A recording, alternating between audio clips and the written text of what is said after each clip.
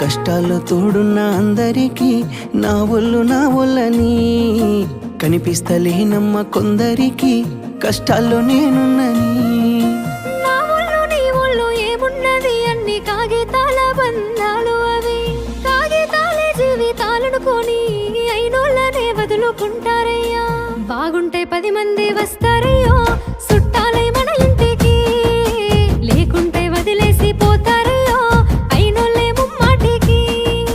చూస్తున్న చుట్టంత కళ్ళతోని జరిగేది నాటకమే, నా ఒళ్ళు మా ఒళ్ళు అనిపించేది చేత చెల్లేటి కాగితమే.